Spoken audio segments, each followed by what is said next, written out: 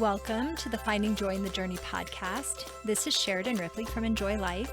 I'm a wife and a mother of 3 boys ranging from 22 down to 14. I'm an author of 5.5 books, and I love to teach my online classes, and I also enjoy one-on-one coaching.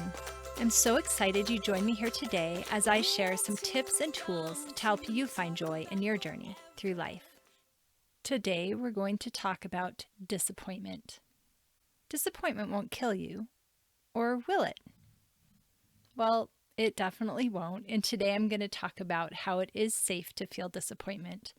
I know how to do that, and it's okay for my kids to feel disappointment too. I'm going to put this in the context of deciding what to do this fall for school, because that's what's making it really real for me right now. However, you could use this tool in any situation that you're experiencing disappointment or you're afraid you're going to experience disappointment. In trying to decide what to do about school in the fall for Bryson, interestingly, my biggest hurdle is knowing that there will be disappointment. Right now, as of today, his school is planning on opening like normal, except everyone will wear masks. He is fine wearing masks, so we could easily send him to school. He wants to go to school. He wants to be in the school play that he's already auditioned for and gotten a cool part. He wants to go to school dances. He wants to see his friends. He wants to start the spike ball club that he had all arranged to start in the fall. So there's a lot of things for him to be excited about with school. However, all I see are possible disappointments with that, not to mention the worries that I have as a mom with other things, such as maybe schools will become hotspots. Maybe he'll get sick or we'll get sick. Maybe the schools will get shut down again. And even though he did okay with online school, it wasn't ideal. Maybe he will get to go to practices for the play, but then at the end, they'll shut things down and they won't be able to do the performance. Maybe or probably there won't be any dances. So he's going to very probably experience disappointment in some sort of way with school in the fall. So we are also looking at homeschooling options. I've looked at homeschool, me teaching him, but I don't really want to do that. And I've looked at online schools that are set up to be online schools, which is more appealing to me because I feel like they're organized and he'll be able to be successful with that. However, there are possible disappointments that way too. Maybe they do end up doing the play and then he will have missed out on being in it. What if there are dances? Well, maybe he still could go with friends, so that could happen, but what if he couldn't? And for sure, he wouldn't be able to do the spike ball club. And then there's even this weird possible disappointment that hopefully things will calm down, school can be normal, everything goes off like how we idealize it, but then he will have missed out on it because we didn't send him. It is hard not to get all caught up in the emotions of all of these thoughts. When I'm spinning with thoughts and the emotions, it is challenging to make a good decision out of faith instead of fear. It's helpful to remind myself that it is safe to feel disappointment. Disappointment is a part of life, and maybe a little bit more so right now because of COVID. It's a great time to practice feeling disappointment and how to easily feel it and move on to acceptance, or at least neutrality around it. This reminds me of when my middle son, Carson, tried out for the Orange County School of Arts commercial music department for his freshman year of high school. He prepared and his audition went well. He also auditioned for the film and television department there, but definitely his first choice was music. Well, he didn't get into the commercial music department, and it was pretty disappointing because we honestly thought that he should have gotten in. Luckily, he did get into the film and television department, and we all quickly shifted to being excited about that. We allowed ourselves to feel the disappointment, acknowledged that it sucked, felt it, and then moved on to feeling excited about the film and television opportunity.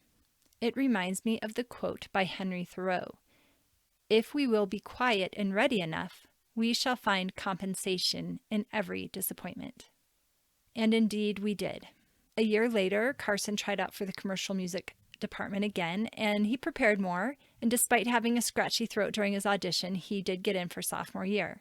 Looking back, his film and television experience freshman year was invaluable as he went on to create many music videos as he progressed with his music. Indeed, there was a great compensation for that disappointment. That disappointment didn't break Carson. In fact, it made him stronger. And that is helpful to me as I look forward to this coming school year, knowing there will be disappointment. I think for me right now, since there's so much disappointment around so many different things, that it feels more unmanageable than it used to be. Let's review some steps that can help me and you feel disappointment and move through it onto the more positive end of it. Acknowledge it. Acknowledge that you feel disappointed and accept it. It is okay to feel disappointed about all the things going on and all the things we're missing out on. Allow yourself to feel that disappointment. Remember that it is safe to feel feelings. They are just a vibration in your body. Pay attention. Where do you feel this disappointment in your body? What does it feel like? Notice it, acknowledge it, accept it. Even thank your body for feeling it because it's telling you something. So for me, when I feel disappointment, my chest feels heavy, my shoulders kind of droop down, and I want to cry. Like that's kind of the feeling that comes up from the center of my chest. And it's okay to cry if you need to.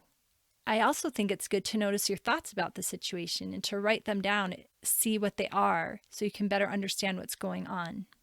Once you've done this prep work, pretty quickly put a time limit on it. Now that you've done this hard work of acknowledging it, accepting it, feeling it, and noticing your thoughts, how much longer do you want to stay in disappointment about this situation? For me, usually I only want to stay in that about an hour. But for some people, up to a day is good. I wouldn't suggest longer than that because then you might get stuck in it, and that's no fun. Definitely, I like putting that time limit on it because it helps me to move on to the next steps of moving through it. I love this quote that I found on Pinterest. Feeling disappointment? Replace the D with an H and see it is His appointment, an appointment with God.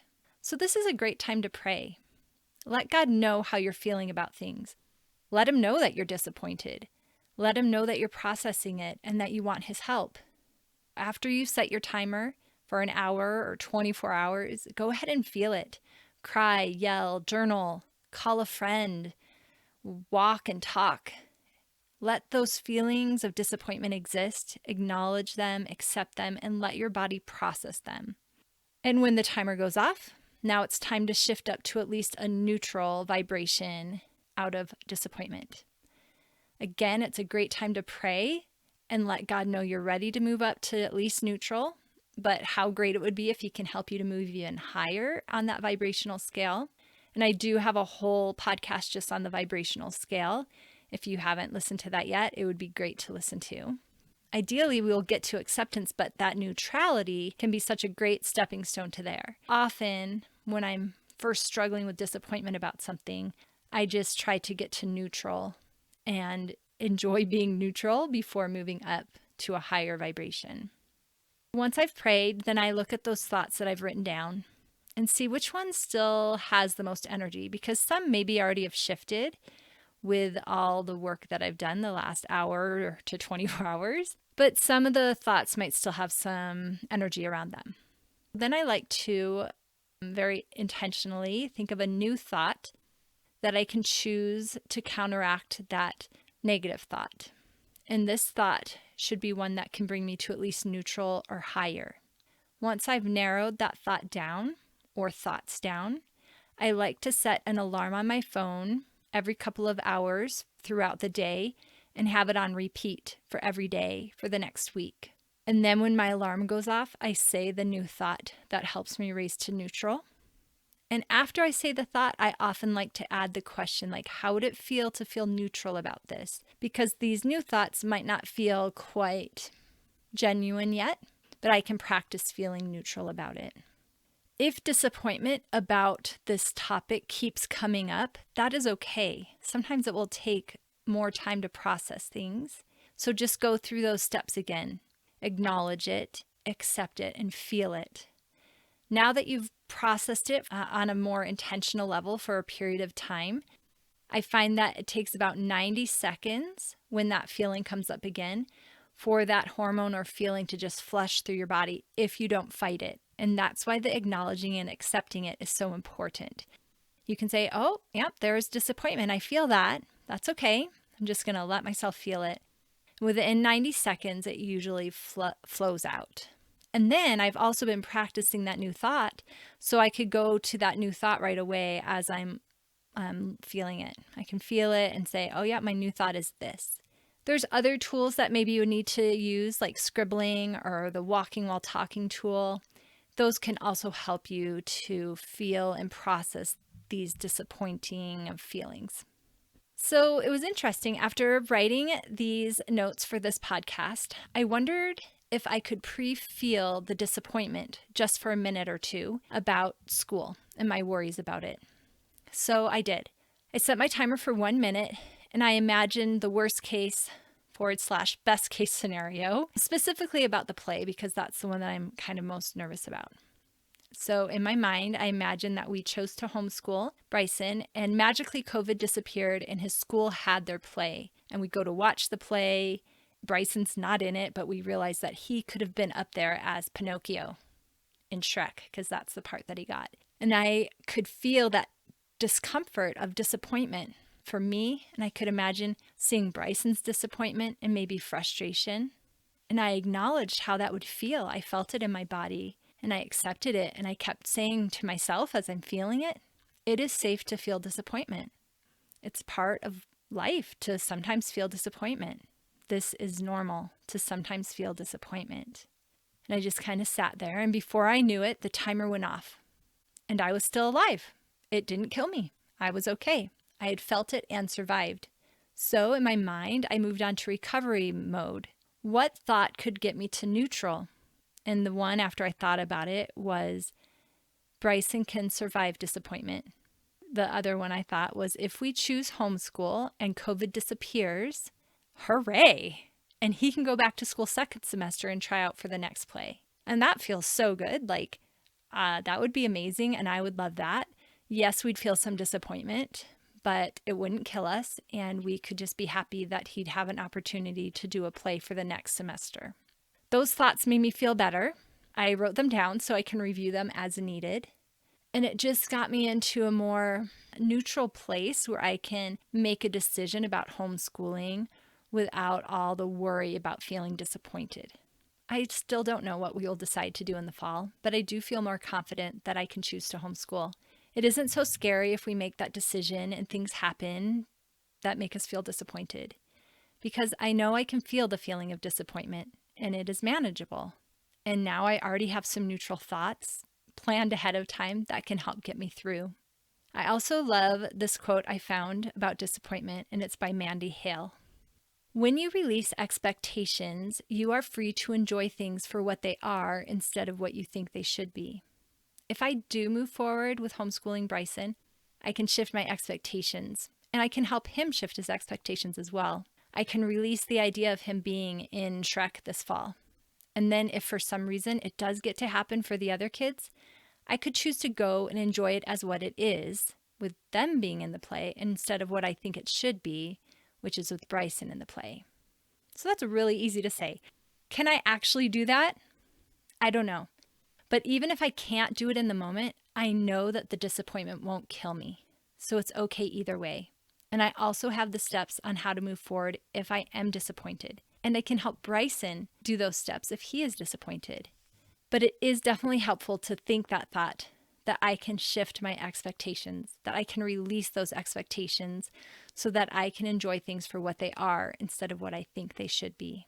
I hope that today was helpful, that these steps of acknowledge your feeling, accept your feeling, feel your feeling, notice your thoughts around it, allowing yourself a specific time to just maybe wallow in those thoughts. That's the word that comes to mind. Just kind of wallow around it and really feel it. And then when that timer goes off, create and practice new thoughts and allow yourself to shift to a higher vibration, higher feelings, or at least to neutral.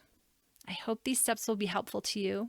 I hope that you can be more confident to handle the disappointments that will probably come your way, knowing that you can feel them, and then move to at least neutral in a timely manner. I do have these steps written down to survive and thrive through disappointment at my show notes at SheridanRipley.com. So please feel free to visit there and download them. And I wish us all luck as we move forward through the next few months to the interesting things that are coming our way that we have no idea, but that probably will include some disappointment. And just remember that it's okay. It is safe to feel disappointment. Thanks for listening today. Please subscribe so you never miss a tip or a tool. And I love to read reviews. If something that you learned here today was beneficial for you, please share it with your friends so they can benefit too. Thanks! And remember that if you want to learn more tips or tools or see what other resources I have available, you can visit my website, SheridanRipley.com. Enjoy!